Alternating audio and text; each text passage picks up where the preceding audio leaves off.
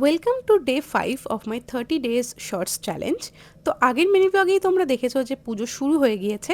পুজোর আগে আমি গিয়ে একটা ভালো করে ঘুম দিয়ে নিয়েছিলাম, কারণ আমার মাথা খুব যন্ত্রণা করছিল। খেয়ে দিয়ে একটা প্যারাসিটামল খেয়ে মাথার মধ্যে ভালো করে বাম লাগিয়ে আমি একটু ঘুমিয়ে নিলাম। তারপরে উঠে চলে আসলাম পুজো দেখার জন্য। এখন পুজো মোটামুটি শুরু হয়ে গেছে, এখন প্রায় অনেকটাই রাত হয়ে গেছে, প্রায় 3টে বাজে। হঠাৎ করে দেখো এখানে কারেন্ট চলে গেছে।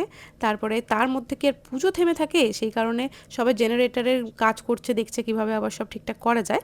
আর এদিকে পুজো মায়ের চলছেই, টর্চ জ্বালিয়ে মোমবাতি জ্বালিয়ে মায়ের পুজো কি আর থামে, সেই কারণে চলছে। তার মধ্যে কারেন্ট চলেও এলো, এখন এখানে আবার পুজো রিস্টার্ট হয়ে গেছে, মানে পুজো থামেনি বাট ওই আলো জেলে আর কি শুরু হয়ে গিয়েছে। এখন হচ্ছে মায়ের আরতি।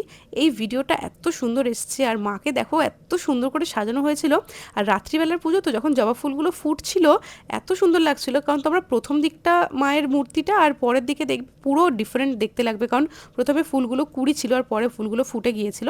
তার এখানে এখন 108টা প্রদীপ জ্বালা হচ্ছে, সবাই মিলে প্রদীপ টদীপ জেলে পুজো টুজো কমপ্লিট করে এখন মাকে বরণ করছে, কারণ রাতের পুজো রাতের মধ্যেই মাকে বিদায় দিয়ে দিতে হবে সূর্য ওঠার আগে। তো এইভাবে মাকে আঙ্কেল মাথায় করে নিয়ে গেল পুরো রাস্তাটা। সেই টাইমটা বেশি কেউ ছিল না, শুধু বাড়ির লোকজন আর আশেপাশের লোকজনই ছিল।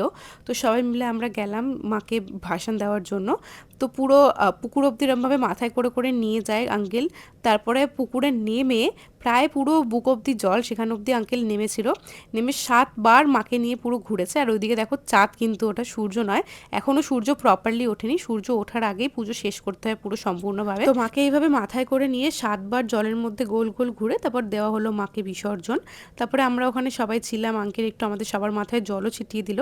তারপর বাড়ি এসে বেশ অনেকটা টাইম ঘুমিয়ে তারপর দুপুরবেলা এখন লাঞ্চ করতে বসেছি।